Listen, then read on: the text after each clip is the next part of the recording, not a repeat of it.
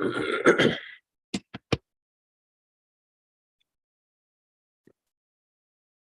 right. So this video is to kind of continue a conversation related to the relationship of Egypt to Christianity, which is something that needs to consistently and continuously be explored. It's not clear cut. It's not, done and dry, because there's a complexity there that really, really, really needs to be taken into consideration. Now, as far as documentation is concerned, the earliest documentation we have of there being an Egyptian celebration on the solstice is apparently from Plutarch. And then we have somebody called, what was this brother's name? Hold on, I was just researching him. It's not an easy name to say. Macrobius, and then Eusebius, both writing in the 300s. And both of them saying that the Egyptians had a winter solstice festival of Heru, right? Now, you have some fools out here, or some people, saying that because it's not in the documents, that you cannot prove that the Egyptians had a festival on the winter solstice. However, I beg to differ, and I actually am going to show some very real documentation related to the Egyptian celebration of the solstice. And this is just going to be done simply by showing you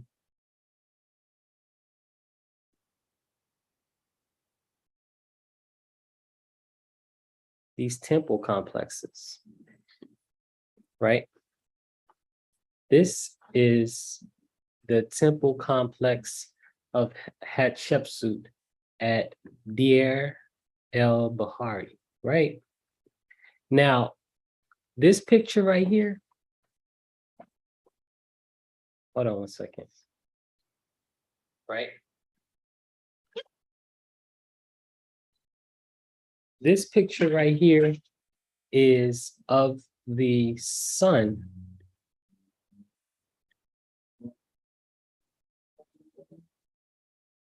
Hold up. This is the sun. No, this is Kesir Quran Temple Sun Festival. They actually have a sun festival on December 21st of every year. Thousands of people currently today gather to watch the magnificence of Egyptian architecture in reverence to the rising of the sun on December 21st of every year. So this is architectural documentation of the Kemetic acknowledgement of the winter solstice, right? Architectural documentation. Now, is it related to Heru? All right, you may have something there. But did the Kemites celebrate the winter solstice? You tell me. What sense does it make for an ancient people to build an entire structure, a temple, and on one day of the year, you have this extremely magnificent view of the sun dead smack in the middle of the doorway, like you see here in front of you, right?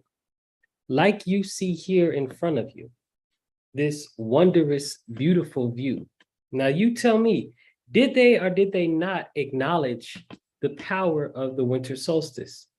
That's a question you have to ask. Now, if it was just one temple, you might have something there.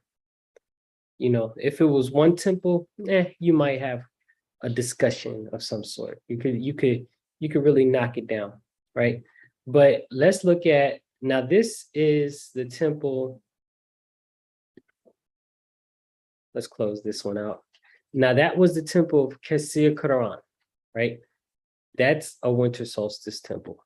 Okay, so let's now, let's look at this temple here.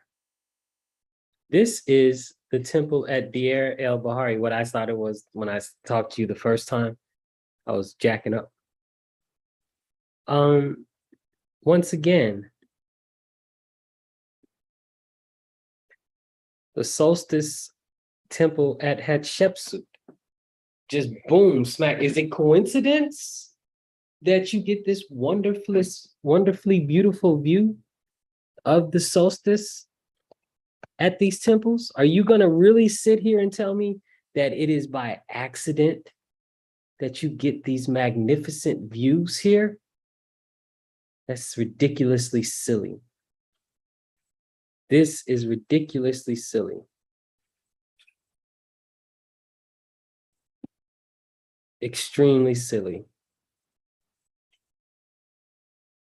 All of these temples celebrating the solstice. Now, you may not have documentation in writing, but you have monumental architectural documentation, which proves that the ancient Kemites had festivals, because you still have them going on today, that acknowledge the winter solstice.